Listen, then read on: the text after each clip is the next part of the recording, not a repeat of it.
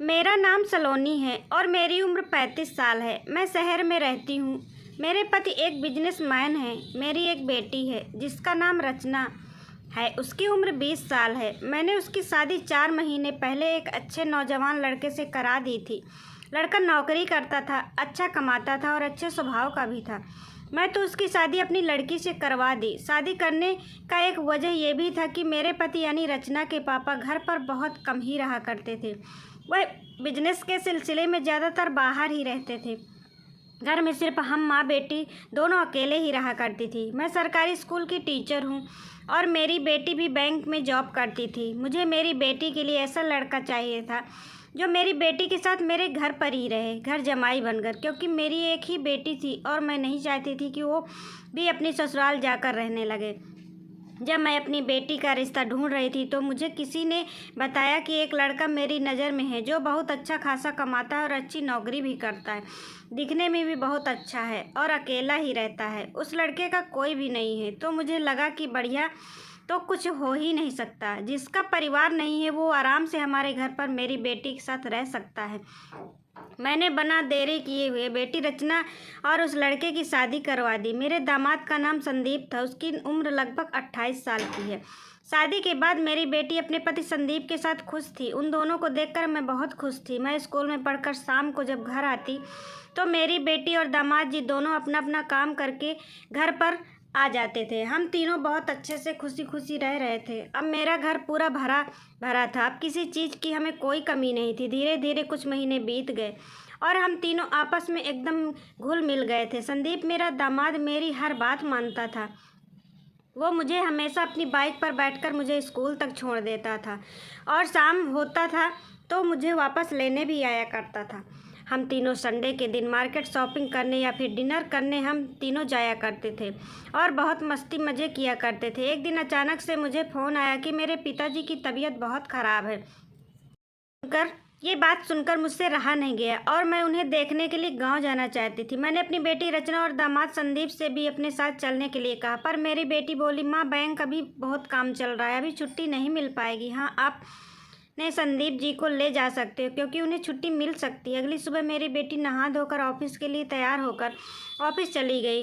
मैं और मेरा दामाद जी पिताजी को देखने गाँव के लिए निकल गए। हम दोनों बस स्टेशन के लिए ऑटो से गए और गांव पर जाने वाली एक ही बस थी। हम लोग बस स्टेशन पर बस का इंतज़ार कर रहे थे।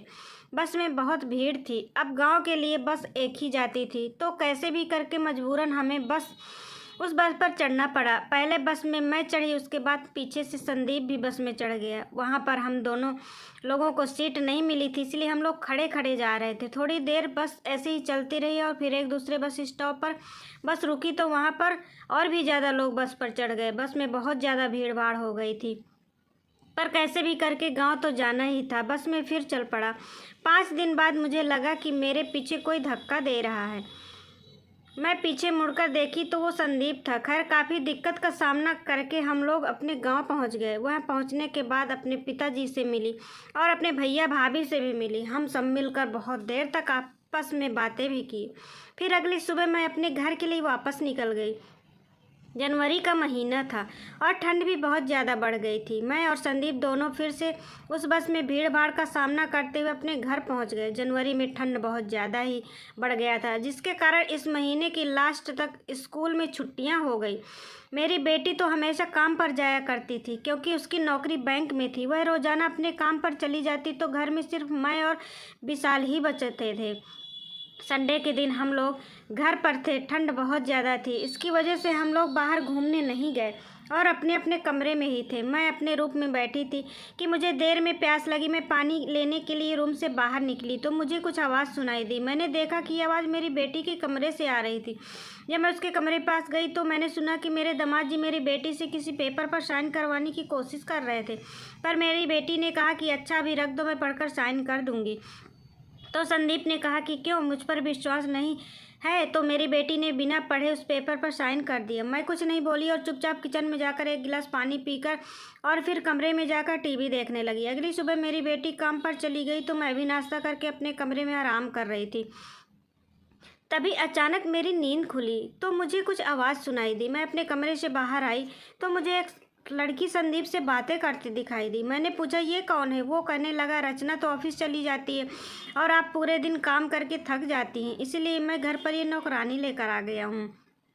पर मैंने कहा बेटा इसकी ज़रूरत नहीं है, मैं तो घर पर बैठ बैठ कर बोर हो जाऊंगी अगर मैं कुछ करूंगी ही नहीं तो, क्योंकि स्कूल की भी छुट्टियां चल रही। तभी संदीप ने कहा जैसा आप कहें, और वो उस लड़की को जाने के लिए कह देता है और संदीप उसके हाथों में कुछ कागज़ पकड़ाकर उसे वहाँ से भेजता है। मैं उस लड़की को रोकी और बोली कि दिखाओ ये कागज़ है। फिर तो वो लड़की घबरा गई और फिर वो वहाँ से भागने लगी। मैंने कहा रुको, नहीं तो अभी पुलिस को फ़ोन कर दूँगी। वो लड़की डर गई और मारे डर के सच्चाई बता दी। उसने कहा कि मैं संदीप की पत्नी हूँ और आपकी इस लड़की से संदीप ने सिर्फ पैसों के लिए शादी किया है और उसने इस घर पर प्रॉपर्टी पर आपकी लड़की से साइन करवा ली है। ये घर आपने जब अपनी बेटी के नाम की थी तब से लेकर संदीप इसके पीछे पड़ा था ताकि वो कैसे भी करके ये प्रॉपर्टी अपने नाम कर सके। तो फिर मैंने कहा अच्छा, तो फिर तुम इतने दिन तक कहाँ थी और तुमने इसका साथ क्यों नहीं दिया? इधर मैं लड़की से बातें कर रही थी कि संदीप पता नहीं कब भाग गया। मैंने तुरंत पुलिस को कॉल किया लेकिन संदीप नहीं पकड़ा गया और मैंने उस लड़की यानी उसकी पत्नी 2 दिन तक जेल में भी रखा कि शायद कहीं वो उसको बचाने आए, लेकिन संदीप उसे बचाने तक नहीं आया। इतना खुदगर्ज लड़का मैं अपनी ज़िंदगी में पहली बार देख रही थी। फिर मेरी बेटी ने कहा कि माँ इससे उस लड़की की कोई गलती नहीं और गलती जिसकी थी वो पता नहीं भाग गया, तो फिर सज़ा हम इस लड़की को क्यों दे रहे हैं? मैंने भी सोचा कि हाँ मेरी बेटी सही बोल रही। फिर हमने उस लड़की को जेल से रिहा करवा दिया। दोस्तों, ये छोटी सी कहानी से ये सीख मिलती है कि आप बिना जाने पहचाने किसी पर विश्वास ना करें। दोस्तों, कहानी पसंद आई हो तो वीडियो को एक लाइक और ज़्यादा से ज़्यादा शेयर करें। साथ ही अगर आपको चैनल पर नए हो तो चैनल को सब्सक्राइब करें, बेल